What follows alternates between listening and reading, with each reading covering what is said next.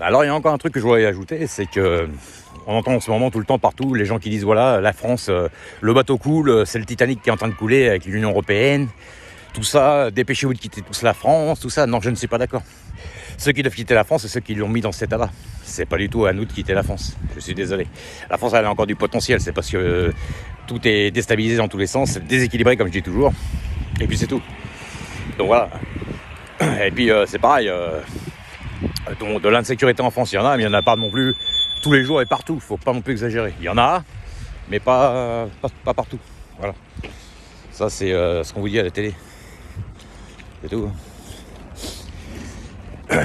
La télé fonctionne par la peur. C'est-à-dire qu'ils aiment bien faire peur aux gens, de donner une mauvaise perspective d'avenir aux gens. Voilà, les gens, s'ils n'ont pas de... Si l'avenir est flou, qu'est-ce qui se passe? Vous restez dans un job qui ne vous plaît pas. Vous restez dans une ville peut-être où vous n'êtes pas spécialement épanoui. Vous ne prenez pas de crédit sur le long terme, vous ne prenez pas de risque.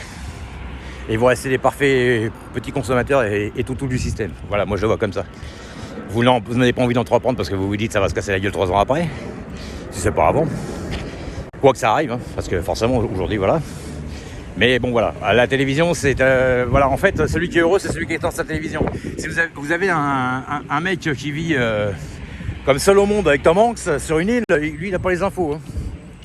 Donc finalement il sait même pas ce qui se passe.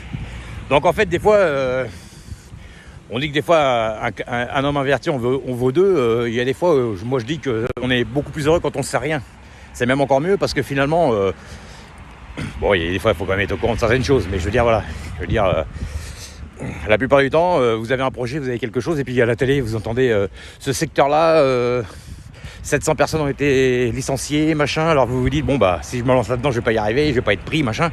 Des fois ça peut vous torpiller juste un peu le moral ou vous vous dites, bah je perds mon temps à aller dans ce secteur-là parce qu'il n'y a pas de débouché, il n'y a pas de perspective d'avenir. Voilà. Donc l'idéal c'est de trouver un métier qui a une perspective d'avenir sur le long terme, évidemment. Les secteurs en développement, les secteurs où il va y avoir une forte demande d'ici par exemple 2030. C'est ça qu'il faut faire. Voilà. Mais il ne faut pas rester dans